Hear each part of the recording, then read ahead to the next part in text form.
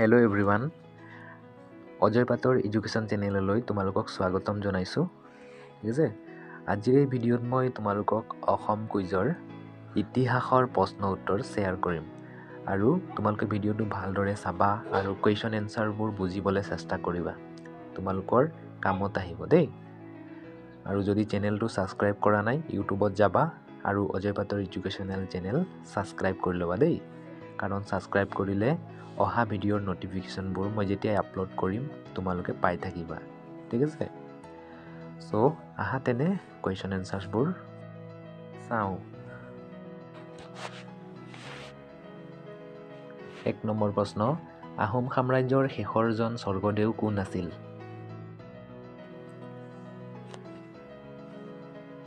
উত্তৰ চন্দ্ৰকান্ত সিংহ।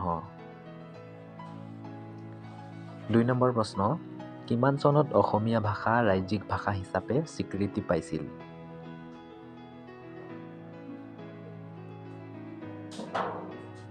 উত্তৰ 1961 চনত। 3 নম্বৰ প্ৰশ্ন, অসমত কেতিয়া ৰেল সেৱাৰ প্ৰৱৰ্তন হৈছিল?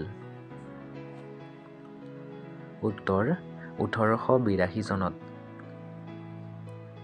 4 নম্বৰ প্ৰশ্ন, মহাত্মা গান্ধী অসমলৈ কেতিয়া আহিছিল? উত্তৰ 1921 চনত। 5 নম্বৰ প্ৰশ্ন, অসম বিধানসভাৰ প্ৰথম অধ্যক্ষ কোন আছিল?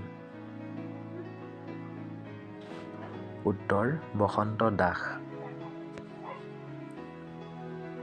6 নম্বৰ প্ৰশ্ন, অসমত চাহ আৱিষ্কাৰ কিমান চনত হৈছিল? উত্তৰ 1823 চনত। 7 নম্বৰ প্ৰশ্ন, অসমত আহোম সাম্ৰাজ্যৰ প্ৰতিষ্ঠাপক কোন আছিল? উত্তৰ স্বৰ্গদেউ চাওলুং চুকাফা।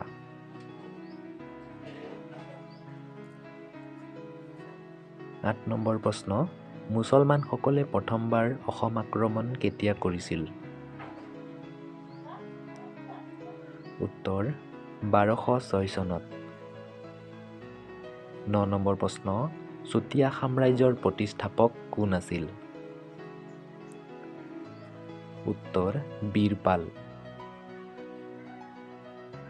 10 নম্বৰ প্ৰশ্ন, অসমৰ উচ্চ ন্যায়ালয় ক'ত অৱস্থিত? উত্তৰ গুৱাহাটীত। 11 নম্বৰ প্ৰশ্ন, অসমৰ প্ৰথম মুখ্যমন্ত্ৰী কোন আছিল? উত্তৰ গোপীনাথ বৰদলৈ। 12 নম্বৰ প্ৰশ্ন, অসমৰ প্ৰথম মহিলা মুখ্যমন্ত্ৰী কোন আছিল? উত্তৰ ছৈয়দা আনোৱাৰা তাইমুৰ। 13 নম্বৰ প্ৰশ্ন, আহোম সাম্ৰাজ্যৰ ৰাজধানী ক'ত অৱস্থিত?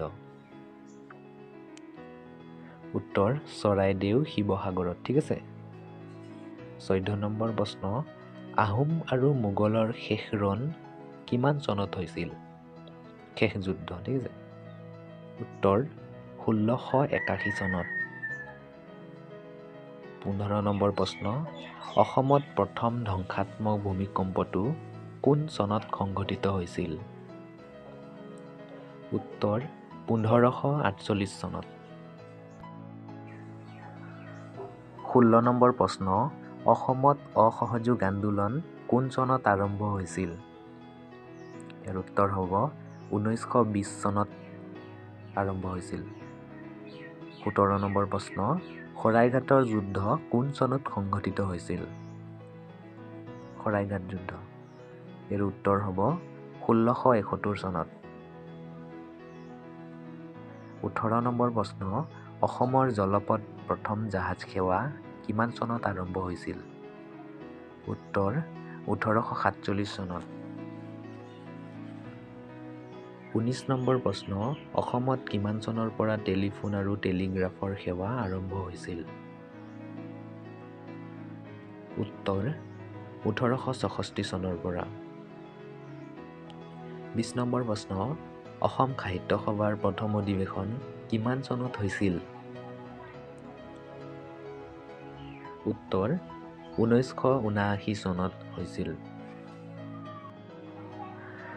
21 নম্বৰ প্ৰশ্ন, অসমত কিমান চনৰ পৰা মাটি ম্যাদী প্ৰথাৰ প্ৰচলন আৰম্ভ হৈছিল? উত্তৰ 1886 চনত। 22 নম্বৰ প্ৰশ্ন, জয়দৌল, জয়সাগৰ পুখুৰী আৰু নামদাঙৰ শিলৰ সাঁকো কোনজন আহোম স্বৰ্গদেৱে নিৰ্মাণ কৰিছিল? উত্তৰ স্বৰ্গদেউ ৰুদ্ৰসিংহই।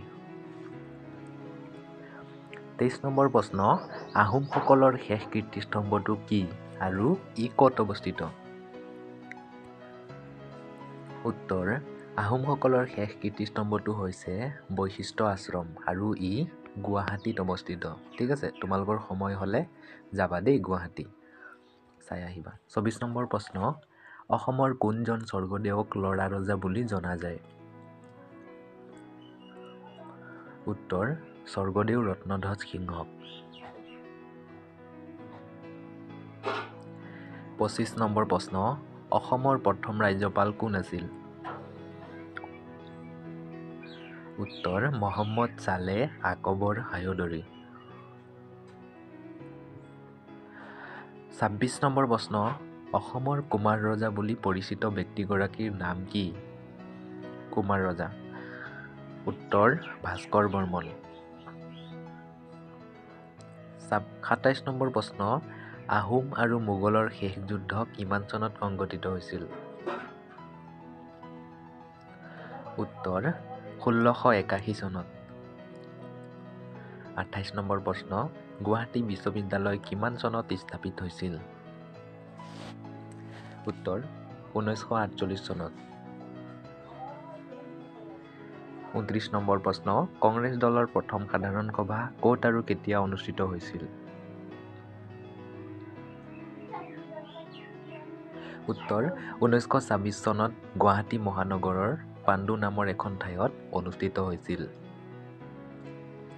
লাষ্ট কুৱেশ্যন 30 নম্বৰ, অসম ছাত্ৰ সন্মিলনী কেতিয়া গঠন কৰা হৈছিল? উত্তৰ 1916 চনত। ঠিক আছে, তোমালোকক মই 30টা কুৱেশ্যন এনচাৰ্ছ এই ভিডিঅ'ৰ জৰিয়তে শ্বেয়াৰ কৰিলোঁ।